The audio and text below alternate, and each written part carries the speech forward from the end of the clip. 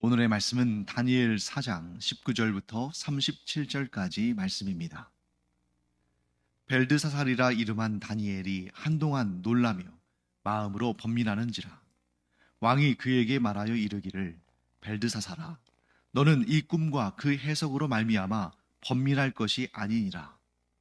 벨드사살이 대답하여 이르되 내 주여 그 꿈은 왕을 미워하는 자에게 응하며 그 해석은 왕의 대적에게 응하기를 원하나이다. 왕께서 보신 그 나무가 자라서 견고하여 지고 그 높이는 하늘에 닿았으니 땅 끝에서도 보이겠고 그 잎사귀는 아름답고 그 열매는 많아서 만민의 먹을 것이 될 만하고 들짐승은 그 아래에 살며 공중에 나는 새는 그 가지에 깃들었나이다.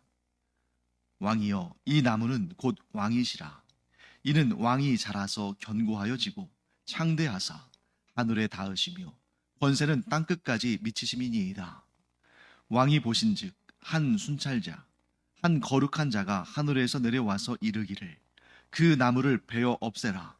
그러나 그 뿌리의 그루터기는 땅에 남겨두고 쇠와 놋줄로 동이고 그것을 들풀 가운데에 두라. 그것이 하늘 이슬에 젖고 또 들짐승들과 더불어 제 몫을 얻으며 7대를 지내리라 하였나이다. 왕이여 그 해석은 이러하니이다. 곧 지극히 높으신 이가 명령하신 것이 내 주 왕에게 미칠 것이라. 왕이 사람에게서 쫓겨나서 들짐승과 함께 살며 소처럼 풀을 먹으며 하늘 이슬에 젖을 것이요 이와 같이 7대를 지낼 것이라. 그때에 지극히 높으신 이가 사람의 나라를 다스리시며 자기의 뜻대로 그것을 누구에게든지 주시는 줄을 아시리이다. 또 그들이 그 나무 뿌리에 그루터기를 남겨두라 하였은즉 하나님이 다스리시는 줄을 왕이 깨달은 후에야 왕의 나라가 견고하리이다. 그런즉 왕이여 내가 아뢰는 것을 받으시고 공의를 행함으로 죄를 사하고 가난한 자를 긍휼히 여김으로 죄악을 사하소서.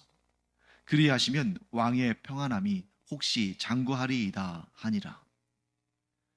이 모든 일이 다 나 느부갓네살 왕에게 임하였느니라. 12달이 지난 후에 내가 바벨론 왕궁 지붕에서 거닐세 나 왕이 말하여 이르되 이 큰 바벨론은 내가 능력과 권세로 건설하여 나의 도성으로 삼고 이것으로 내 위엄의 영광을 나타낸 것이 아니냐 하였더니 이 말이 아직도 나 왕의 입에 있을 때에 하늘에서 소리가 내려 이르되 느부갓네살 왕아 내게 말하노니 나라의 왕위가 내게서 떠났느니라. 내가 사람에게서 쫓겨나서 들짐승과 함께 살면서 소처럼 풀을 먹을 것이요 이와 같이 7대를 지내서 지극히 높으신 이가 사람의 나라를 다스리시며 자기의 뜻대로 그것을 누구에게든지 주시는 줄을 알기까지 이르리라 하더라. 바로 그때에 이 일이 나 느부갓네살에게 응함으로 내가 사람에게 쫓겨나서 소처럼 풀을 먹으며 몸이 하늘 이슬에 젖고 머리털이 독수리 털과 같이 자랐고 손톱은 새 발톱과 같이 되었더라. 그 기한이 참에 나 느부갓네살이 하늘을 우러러 보았더니 내 총명이 다시 내게로 돌아온지라. 이에 내가 지극히 높으신 이에게 감사하며 영생하시는 이를 찬양하고 경배하였나니 그 권세는 영원한 권세요 그 나라는 대대에 이르리로다. 땅의 모든 사람들을 없는 것 같이 여기시며 하늘의 군대에게든지 땅의 사람에게든지 그는 자기 뜻대로 행하시나니 그의 손을 금하든지 혹시 이르기를 내가 무엇을 하느냐고 할 자가 아무도 없도다. 그때에 내 총명이 내게로 돌아왔고 또 내 나라의 영광에 대하여도 내 위엄과 광명이 내게로 돌아왔고 또 나의 모사들과 관원들이 내게 찾아오니 내가 내 나라에서 다시 세움을 받고 또 지극한 위세가 내게 더하였느니라. 그러므로 지금 나 느부갓네살은 하늘의 왕을 찬양하며 칭송하며 경배하노니 그의 일이 다 진실하고 그의 행하심이 의로우심으로 교만하게 행하는 자를 그가 능히 낮추심이라. 느부갓네살의 그 꿈의 내용을 들은 다니엘은 한동안 놀라며 마음이 번민했습니다. 놀란 마음을 주체할 수 없었던 거죠. 그 모습을 보면서 도리어 느부갓네살 왕이 이 꿈과 그 해석 때문에 놀라지 말거라 하고 위로할 정도로 다니엘이 놀라서 입을 떼지 못하고 있었습니다. 다니엘이 놀란 이유가 뭘까요? 참 귀한 하나님의 사람이고 또 어떤 일도 일어날 수 있다는 것을 아는 사람 아니겠습니까? 하나님이 계시니까 어떤 일도 가능하다. 그런데 왜 놀랐을까? 첫 번째 꿈을 해석할 때, 곧 한 큰 신상의 꿈을 해석할 때는 이렇게 놀라지 않았잖아요. 그런데 이 두 번째, 한 큰 나무 위의 꿈을 해석할 때는 놀라고 말을 잘 꺼내지 못하는 겁니다. 그 이유는 첫 번째 꿈인 그 느부갓네살 왕이 처음으로 꾼 꿈, 한 큰 신상에 관한 꿈은 느부갓네살 왕에게는 뭐 그렇게 직접적인 영향을 미치지는 않는 일이었습니다. 뭐냐면 느부갓네살 왕 이후에 바벨론 제국 이후에 들어설 나라들의 상황, 그들의 어떤 결과, 이런 문제이기 때문에 느부갓네살 왕 자신에게 주어지는 뭐 특별한 고통이나 문제나 뭐 이런 것은 없는 거죠. 반면에 이 두 번째 꿈, 곧 큰 나무의 환상은 이제 곧 얼마 지나지 않으면 느부갓네살 왕에게 직접 임할 내용들이고, 그리고 그 내용들 가운데는 아주 고통스러운 일들이 포함되어 있기 때문입니다. 그런데 그 당사자 앞에서 그 이야기를 한다는 것이 얼마나 힘든 일입니까? 그것도 바벨론 느부갓네살 왕은 지금 세계에서 가장 권력이 있는 사람 아니겠어요?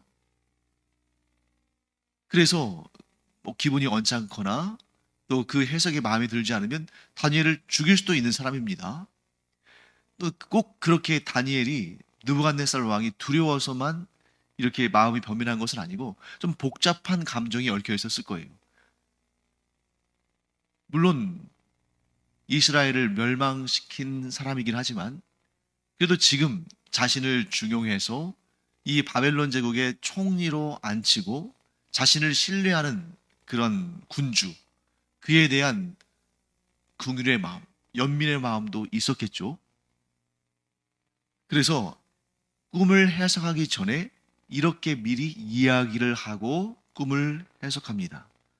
뭐라고 하냐면, 왕이시여, 이 꿈에 관한 내용이 왕이 아니라 왕의 원수, 왕의 대적에게 이루어지기를 원합니다. 즉 다니엘은 느부갓네살 왕을 증오하거나 저주하는 마음이 아니다. 그런 마음에서 이렇게 해석하는 것이 아니라 하나님께서 뜻하신 것을 그냥 전할 뿐인데, 이게 좀 끔찍한 내용이니까 왕이 아니라 왕의 대적자, 원수에게 이 꿈의 내용이 이루어지기를 원한다. 이렇게 말하는 거죠. 그리고 이제 진심 어린 충언을 합니다. 어떤 충언이냐면, 이 꿈이 좀 굉장히 좋지 않은 그런 내용을 담고 있으니까 왕이 이 꿈을 꾼 다음에 하나님의 경고의 말씀, 하나님의 이 미리 알려주신 이 경고의 말씀으로 받아들여서 죄로부터 돌이키고 또 불쌍한 사람들을 돕고 이렇게 선한 일, 의로운 일들을 함으로 말미암아 하나님의 긍휼하심을 얻어서 왕이 지금 누리는 평안이 계속되기를 원합니다. 이렇게도 말하죠. 그러니까 이런 모든 것들을 종합해 볼 때 다니엘은 느부갓네살 왕에게 이런 안타까운 일, 끔찍한 일, 이런 일이 일어나지 않기를 바라는 거죠. 나의 대적, 나의 조국을 무너뜨린 악한 원수, 그러니까 잘 됐다, 이런 마음을 갖는 것이 아니라는 것을 우리가 알게 됩니다. 자, 그러면 다니엘은 이 느부갓네살 왕의 꿈에 대해서 어떻게 해석했냐면 이제 이런 내용들로 해석을 하죠. 왕이 꿈에서 본 그 큰 나무, 그 나무는 곧 왕을 나타내는 것입니다. 나무가 하늘에 닿을 듯이 크게 자랐다는 것은 왕이 그만큼 창대해져서 왕의 권세가, 왕의 힘이 하늘에 닿을 정도로 그렇게 높아질 것을 의미합니다. 그런데 그 나무가 땅 끝에서도 보일 정도라는 것은 왕의 통치와 왕의 이름이 땅 끝까지 미칠 정도로 그렇게 온 세상에서 높임을 받을 것입니다. 하고 말하는 것입니다. 그리고 그 나무가 잎사귀가 아름답고 열매가 풍성하고, 그래서 날짐승, 들짐승, 그런 모든 생물들이 그 나무에 와서 쉼도 얻고 먹을 것도 얻는다. 이것은 온 세상이 왕으로 인해서 은혜와 덕을 입게 될 것입니다. 이렇게 해석을 합니다. 그런데 문제는 그 다음이죠. 한 순찰자, 곧 한 거룩한 자가 와서 전달한 그 메시지가 이게 마음에 걸리는 거예요. 이 앞에까지만 끝나면, 이 앞의 내용으로 끝나면 다니엘도 좋고 그 꿈의 해석을 듣는 느부갓네살 왕도 좋을 텐데, 그 다음이 문제인 거죠. 한 순찰자, 곧 한 거룩한 자가 뭐라고 전합니까? 이 나무를 베어 없애라. 그런데 그 뿌리의 그루터기는 남겨둬라.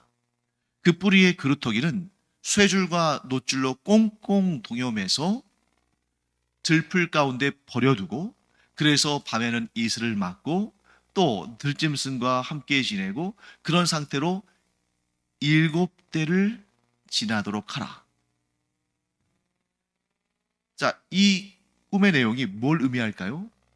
자, 그 큰 나무가 느부갓네살 왕을 상징하는데, 그 나무를 베어버렸다고 했으니까 왕이 그 권좌에서 물러나는 거죠.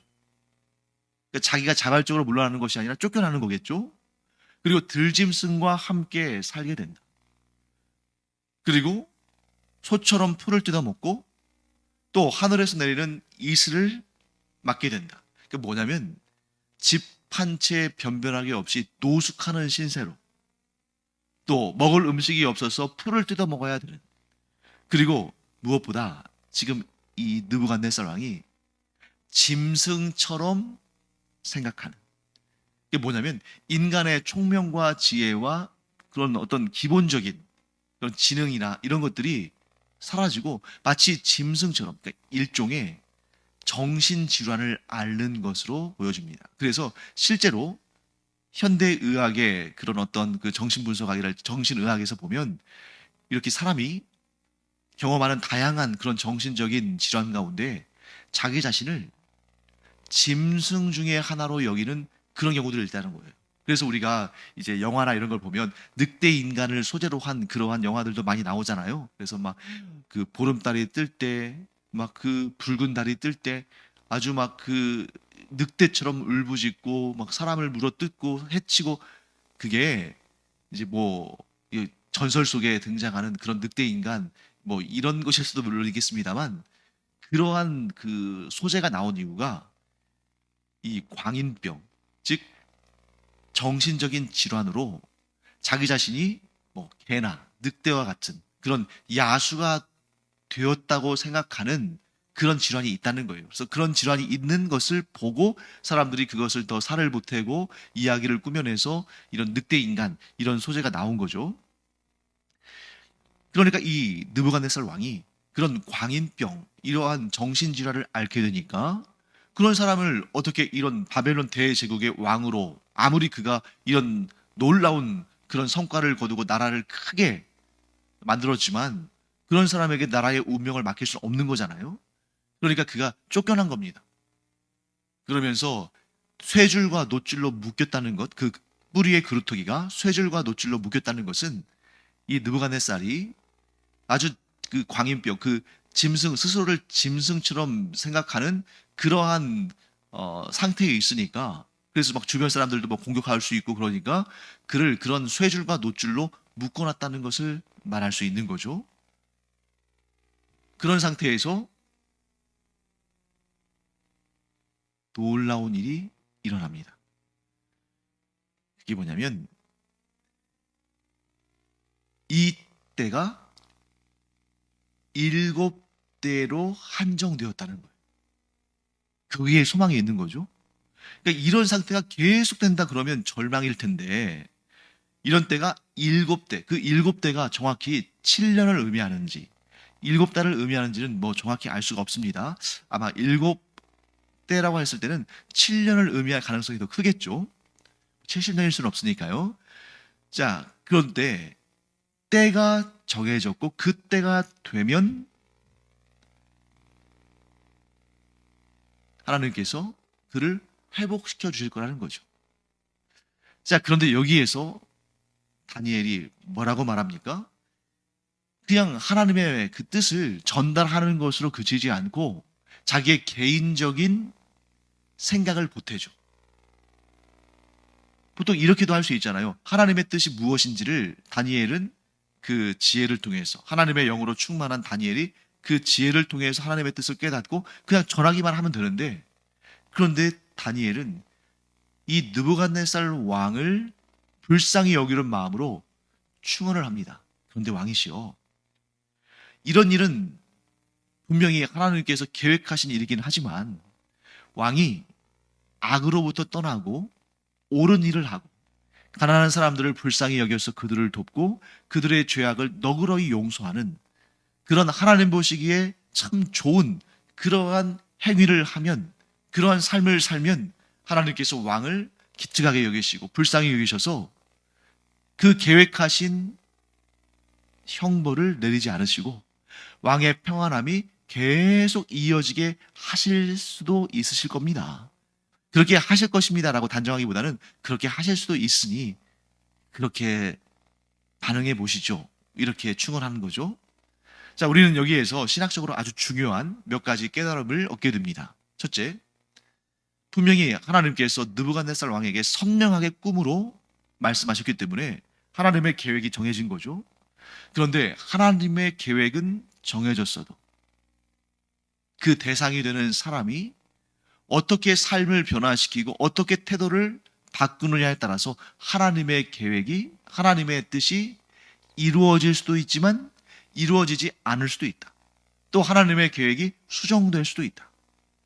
자, 어떤 이들은 하나님께서는 한 번 정하신 일은 반드시 하나님도 어쩔 수 없이 이루실 수밖에 없다, 이렇게 생각하는 경우가 있는데요.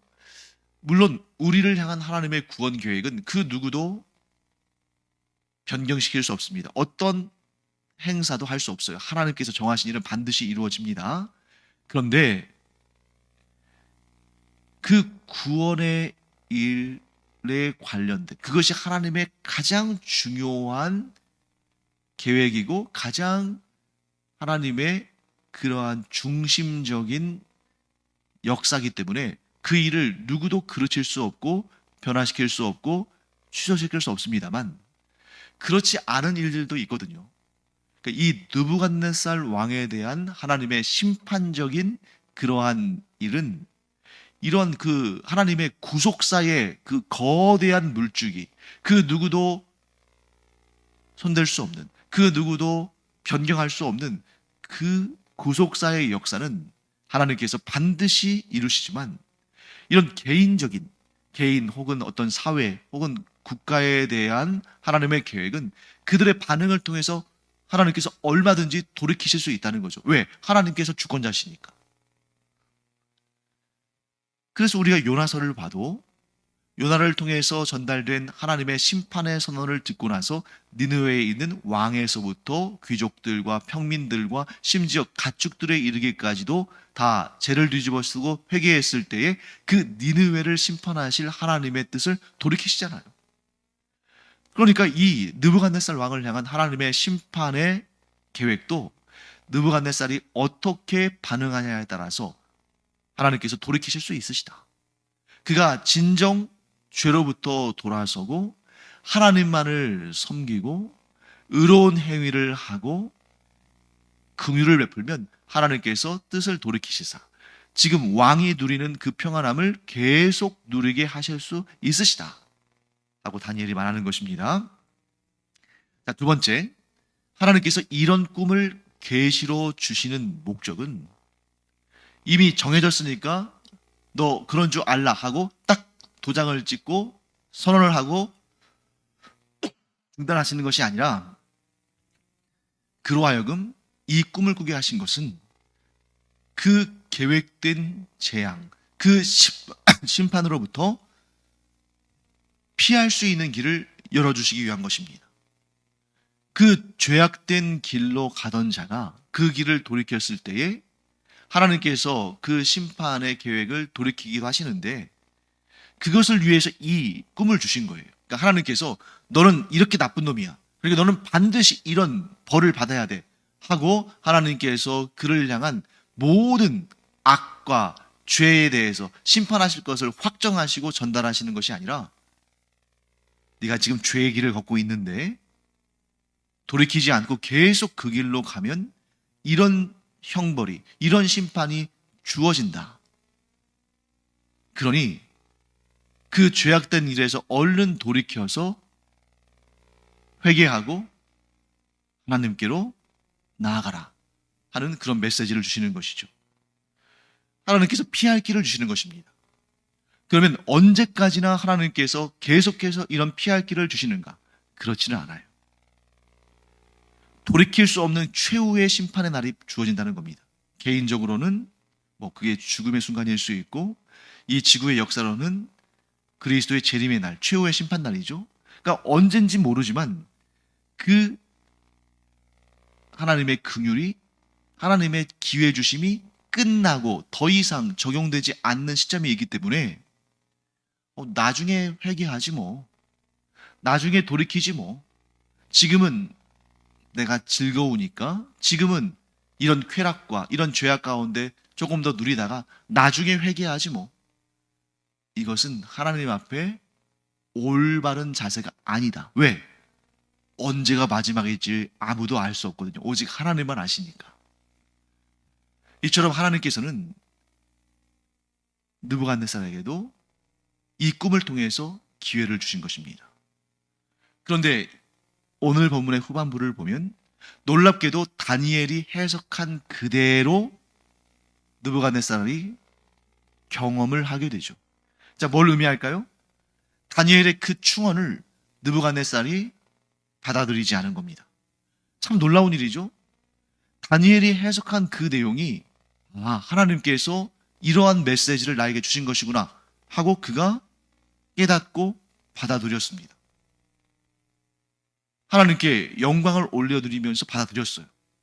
그런데 정작 다니엘이 그를 위해서 충원한, 그래서 그러한 고통스러운 일들을 경험하지 않고 지금의 평안함을 계속 유지할 수 있는 그러한 방법을 알려주었음에도 불구하고 이 꿈의 내용 그대로 경험하게 되었다는 것은 뭘 의미합니까?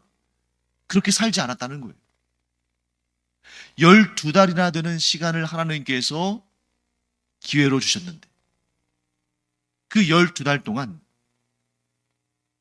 다니엘이 말한 대로 죄로부터 돌이키고 불쌍한 사람들을 돕고 하나님 앞에 의를 행하는 그런 삶을 살지 않았기 때문에 결국 그 꿈에서 계시된 그 재앙들을 경험하게 된 것입니다. 그리고 이것이 언제 그의 삶에 이루어지냐면 12달이 지난 후였어요. 그 꿈을 꾼 다음에 12달이 지나서 느부갓네살에게 이런 일이 발생합니다. 그 내용이 30절부터 32절까지 나오죠. 제가 다시 한번 읽어보겠습니다. 나 왕이 말하여 이르되 이 큰 바벨론은 내가 능력과 권세로 건설하여 나의 도성으로 삼고 이것으로 내 위엄과 영광을 나타낸 것이 아니냐 하였더니 이 말이 아직도 나 왕의 입에 있을 때에 하늘에서 소리가 내려 이르되 느부갓네살 왕아 내게 말하노니 나라의 왕위가 내게서 떠났느니라. 내가 사람에게서 쫓겨나서 들짐승과 함께 살면서 소처럼 풀을 먹을 것이요 이와 같이 7대를 지내서 지극히 높으신 이가 사람의 나라를 다스리시며 자기의 뜻대로 그것을 누구에게든지 주시는 줄을 알기까지 이르리라 하더라. 느부갓네살이 하나님께서 직접 주시는 그 꿈의 계시도 받았고 다니엘의 해석도 들었고 다니엘이 진정으로 느부갓네살에게 고하는 충언도 들었음에도 불구하고 그 12달 동안 아무런 변화가 없었다는 거죠. 그래서 하나님께서 어떻게 하십니까? 그의 모든 것을 다 상실하게 하십니다. 그의 왕위에서 쫓겨남은 물론이거니와 인간의 기본적인 그러한 의식과 인식과 지혜와 총명과 지식과 이런 모든 것들을 하나님께서 걷어가 버리셨어요. 다 잃어버리게 하셨습니다. 그리고 들짐승과 함께 살면서 또 쇠줄과 놋줄로 묶여 있으면서 이슬을 맞으면서 그렇게 미친 사람처럼, 아니 미친 사람이죠. 그렇게 살아간 거죠. 33절 말씀에 이렇게 되어 있습니다. 느부갓네살이 직접 고백한 것이죠. 바로 그때에 이 일이 나 느부갓네살에게 응함으로 내가 사람에게 쫓겨나서 소처럼 풀을 먹으며 몸이 하늘 이슬에 젖고 머리털이 독수리 털과 같이 자랐고 손톱은 새 발톱과 같이 되었더라. 그런데 또 놀랍게도 하나님께서 정하신 그 7때가 지나고 나서 그가 회복을 경험합니다. 느부갓네살이 뭐 특별한 일을 한 거 아니에요. 그저 오늘 본문의 말씀대로 하늘을 우러러 보았을 뿐입니다.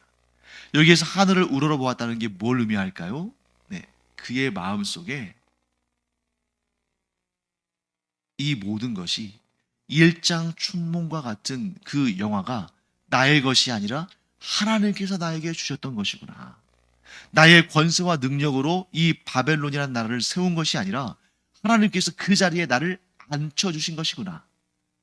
그러므로 자신의 영광을 바라본 것이 아니라 눈을 들어 하늘을 바라보며 하나님의 영광을 바라본 거죠. 그때 하나님께서 회복의 역사를 이루셨습니다. 그래서 그에게 다시 총명이 돌아오고 들짐승들과 함께 살던 그 고난의 시간이 끝이 나고 그의 모사와 신하들이 찾아와서 다시 그를 왕위에 복귀시켜주는 그러한 놀라운 일이 일어났죠. 이 과정에서 느부갓네살 왕이 뭐 특별히 한 일이 없습니다. 그저 눈을 들어 하늘을 바라보았을 뿐이죠. 그것은 뭘 의미합니까? 자신을 향해 영광을 돌리던 자가 하나님을 향해 영광을 돌리는 그 본질을 회복한 것입니다. 사랑하는 성도 여러분, 가장 지혜로운 자는 어떤 사람인가? 그는 가장 중요한 진리를 얻기 위해서 모든 것을 다 잃어버리기 전에 최대한 빨리 그 진리를 깨닫는 자, 곧 모든 영광은 하나님께 속한 것이지 나의 것이 아니다. 내가 지금 누리는 이 모든 것은 하나님께서 나에게 베풀어 주신 것이지 내 능력과 권세로 내가 이룬 것이 아니다. 가장 지혜로운 자는 최대한 빨리 이 사실을 인정하고 고백하는 것입니다. 그 다음 레벨은 뭘까요? 많은 것을 잃어버리고 심지어 모든 것을 잃어버린 다음에야 이 모든 것이 내가 이룬 것이 아니라 하나님께서 나에게 주신 것이고 그러므로 모든 영광과 감사와 찬양은 하나님께 올려드려야 한다 라는 것을 깨닫는 사람이에요. 가장 미련한 사람은 어떤 사람입니까? 그런 모든 것을 잃어버리는 그러한 일을 경험하고서도 여전히 그 진리를 깨닫지 못한 사람이죠. 사랑하는 성도 여러분, 우리는 지혜로운 자 되기를 간절히 축원합니다.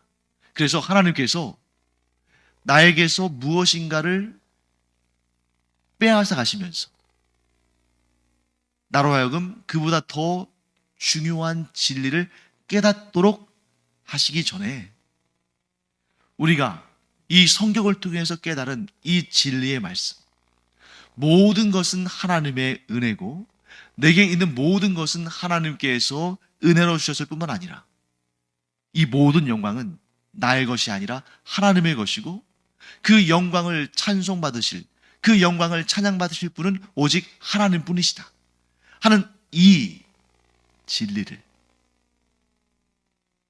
최대한 빨리 깨달을 뿐만 아니라 살아가는 인생 내내 중단 없이 끊임없이 우리가 천국에 이르기까지 날마다 순간마다 고백하는 우리가 되기를 바랍니다.